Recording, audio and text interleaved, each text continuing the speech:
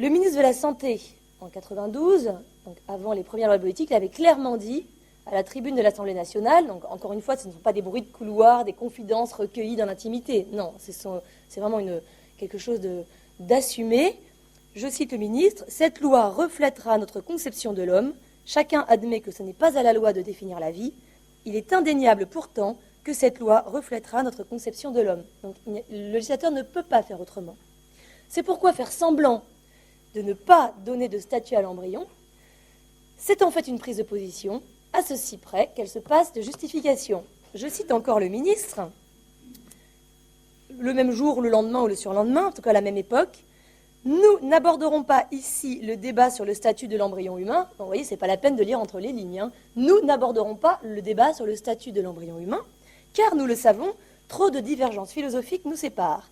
Nous en resterons à la définition de potentialité de personne. » Donc cela permet, tout en refusant d'emblée le débat, nous n'aborderons pas, de le trancher sans débattre, ce sera potentialité de personne.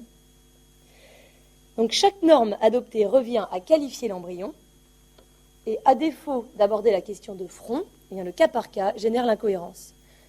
J'ai l'embarras du choix pour vous trouver un exemple d'incohérence dans la loi. Je vais en donner un, mais on pourrait multiplier les exemples. Ce sont les dispositions relatives à la recherche sur l'embryon. Donc, on nous a dit déjà ici que la recherche sur l'embryon est autorisée à titre dérogatoire par la loi et dans des conditions qui, si elles étaient respectées, seraient extrêmement strictes. Je pourrais y revenir si vous le souhaitez, mais je n'insiste pas. Sachez simplement que les conditions sont très rigoureuses. Hors de deux choses une, si l'embryon n'est pas une personne, ces conditions sont tout à fait absurdes et entravent inutilement l'activité des chercheurs. En revanche, si l'embryon est une personne, ou en tout cas doit être traité comme tel, on verra la nuance tout à l'heure, eh bien, ces précautions sont malgré tout insuffisantes parce que, en définitive, l'embryon est sacrifié à la recherche. Donc l'incohérence vient de ce que la loi ne traite l'embryon humain ni comme une personne, ni comme une chose. Certaines dispositions semblent lui réserver le traitement des personnes, mais d'autres sont incompatibles avec une telle qualité. Donc finalement, il ne résulte de la loi ni un statut de personne, ni un statut de chose, c'est-à-dire pas de statut du tout. En ce qui concerne la jurisprudence, c'est-à-dire l'ensemble des décisions de justice, eh bien, c'est la même chose. Les juges doivent trancher les affaires qui leur sont soumises, et ils ont beau se défendre de prendre des partis sur la nature de l'embryon, ils n'ont pas le choix. Le juge auquel on demande de caractériser l'homicide involontaire lorsqu'un chauffard ivre a blessé une femme enceinte et tué l'enfant qu'elle portait, doit ou caractériser l'homicide involontaire ou ne pas le faire. Et selon sa décision, il considère que la victime était une personne ou pas. Et plus généralement, à chaque fois qu'un juge applique, ou au contraire, refuse d'appliquer un texte qui vise l'être humain, la personne humaine, peu importe les termes, à chaque fois, il prend position, il qualifie l'embryon. Donc finalement, le résultat est que l'embryon est qualifié de personne devant telle juridiction, mais non devant telle autre. Donc, quitte à renverser une femme enceinte et à tuer l'enfant qu'elle porte, il vaut mieux le faire à Metz plutôt qu'à Lyon, parce que c'est un homicide involontaire à Lyon, mais pas à Metz, par exemple.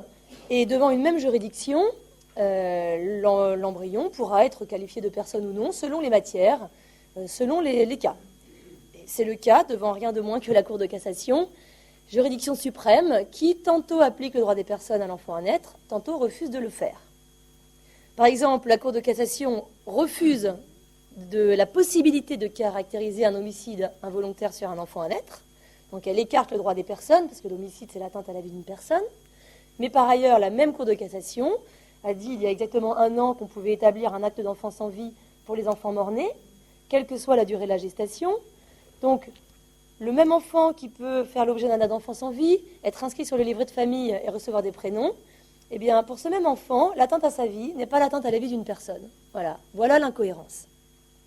Alors, puisqu'une telle attitude de neutralité du droit, est source d'incohérence, pourquoi persister dans cette attitude? Pourquoi persister à ne pas vouloir aborder la question du statut de l'embryon?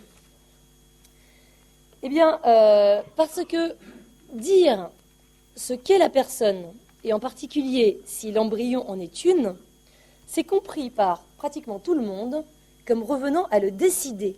C'est-à-dire que c'est considéré comme un choix, et un choix personnel, subjectif, que chacun fait en conscience. Le législateur, dans cette perspective, veut laisser chacun libre de faire ce choix. Et le seul moyen de trouver une règle commune, parce que nous ne sommes pas tous des Robinson sur une île déserte, nous vivons en société, donc il faut bien une règle, le seul moyen de trouver une règle commune, sans trancher autoritairement sur une question qui relève donc de l'opinion, qui relèverait de l'opinion, c'est de dégager un consensus sur le sujet.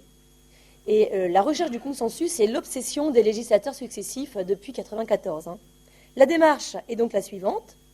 Le débat bioéthique n'a pas pour but de rechercher, de se fonder sur ce qu'est un embryon, mais a pour but de chercher à se mettre d'accord sur ce qu'est un embryon. Or, un tel consensus étant impossible à trouver, eh bien, on renonce à trancher la question. Je cite le rapport Fagnier, rendu après les premières lois bioéthiques et au cours des processus législatifs pour la seconde, en 2003. La question du statut de l'embryon est délicate, voire impossible à trancher, car elle met en cause des préoccupations biologiques, philosophiques, voire religieuses très complexes. Donc la question est impossible à trancher parce qu'elle relève de la philosophie, de la religion, etc. On peut rappeler que le législateur de 1994 s'est donc cantonné à encadrer les pratiques concernées. Ouais, c'est toujours la même idée. Alors finalement, tous les problèmes viennent de ce postulat. Ce qu'est l'embryon et la question de savoir s'il est une personne relèverait de l'opinion, du choix individuel. Or, n'est-il pas surprenant ce postulat? Est-ce qu'on aurait l'idée de prétendre décider de la qualité de personne de son voisin, de telle ou telle catégorie d'individus?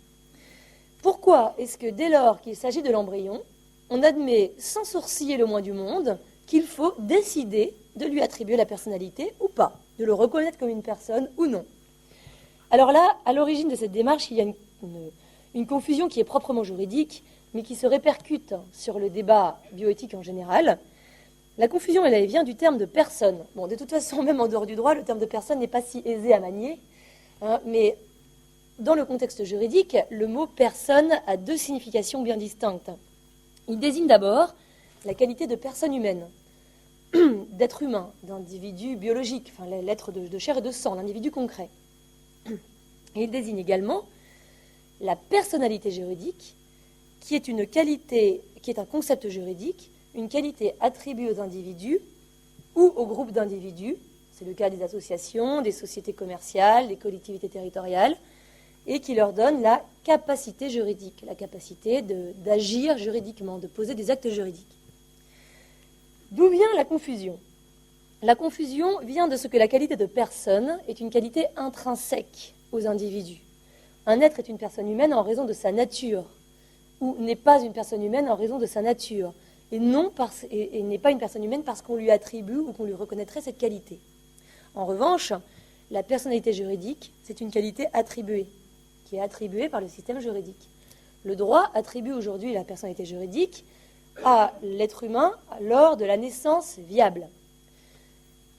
On a connu dans notre système juridique d'autres catégories d'êtres humains, parce qu'aujourd'hui, donc, les seuls êtres humains qui n'ont pas la personnalité juridique sont les enfants à naître. In vivo, in vitro, peu importe, tous, ils n'ont pas la personnalité juridique. Mais on a connu d'autres catégories d'êtres humains, bel et bien nés, vivants et viables, et qui n'avaient pas la personnalité juridique. C'était le cas des esclaves et le cas des personnes frappées de mort civile, la mort civile étant une sanction pénale qui consiste à retirer à un individu sa personnalité juridique. Tout le monde connaît la peine de mort, c'est la solution radicale, si je puis dire. On met fin à sa vie tout court. La mort civile consiste à mettre fin à sa vie juridique. Donc sa succession est ouverte, son mariage est dissous, c'est comme s'il n'existait plus juridiquement. Alors l'emploi imprécis du mot personne conduit à appliquer le régime de la personnalité juridique, qui est un régime d'attribution, dans un registre, dans un domaine où en fait c'est de personnalité humaine qu'il s'agit. Et c'est pourquoi on se propose régulièrement d'attribuer ou de refuser la qualité de personne à l'embryon. Mais la question ne peut avoir de sens que s'il s'agit de la personnalité juridique. Et effectivement, l'embryon n'étant pas la personnalité juridique, on peut discuter de l'opportunité de la lui attribuer. Mais si la question concerne la qualité de personne humaine, elle n'a aucun sens. Si l'embryon n'est pas une personne humaine, on pourra toujours décider de lui attribuer cette qualité, il n'en deviendra pas une. Et si l'embryon est une personne humaine, on pourra toujours se mettre d'accord sur le fait qu'il n'en est pas une, ça ne changera rien à ce qu'il est. C'est pourquoi